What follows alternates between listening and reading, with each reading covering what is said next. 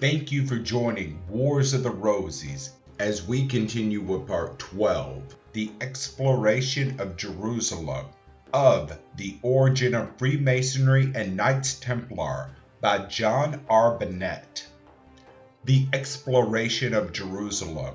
Recent explorations of Jerusalem by an association known as the Palestine Exploration Fund of England with Captain Charles Warren in charge have made many discoveries that go to corroborate the testimony of Josephus and the scriptural writers of the earlier history of the Holy City. The present city of Jerusalem stands, as it were, upon a heap of dust and rubbish, under which is the Jerusalem of the Bible. The fact that ancient Jerusalem was 17 times captured and more than once leveled to the ground, its splendid edifices converted into piles of dust and ruins, is not sufficient altogether to account for this singular situation, but it is rather to the fact that the stone of which the houses and walks of Jerusalem are built is very friable and exfoliates rapidly.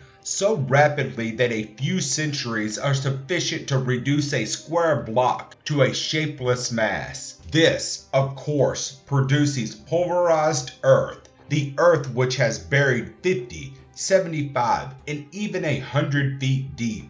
The Jerusalem of our Savior's period, the so-called Jerusalem marble, taken from the immense quarry which underlies so much of the northern eastern quarter of the city, and which has been excavated during the last 3,000 years expressly for building materials, is so soft when it first comes from the quarry that it may also be crushed between the fingers. It is but little firmer than a well-crystallized loaf of sugar.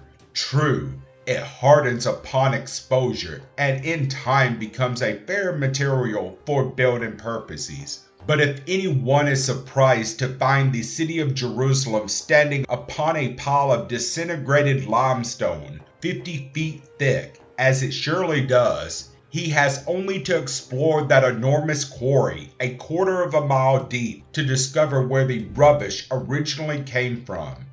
This explanation will enable the reader to understand what is meant by exploring Jerusalem. It is simply to go to the bottom of that enormous mound of dust and ashes, and let in the light upon streets and foundations upon which it shone 2,000 years ago. In this respect, there is a most exact analogy between the exploration of Jerusalem and of Pompeii. Over the latter city, the superincumbent mass is scoria, lava, and volcanic ashes. In the former, the accumulations are the pulverized limestone added, of course, to the garbage of the city, shreds of poetry, bones, etc., etc., the accumulations of that extended period. It is no romance to say that the present Jerusalem overlies many Jerusalems that have gone to dust in the centuries since the Jebusites established their cathedral upon Mount Zion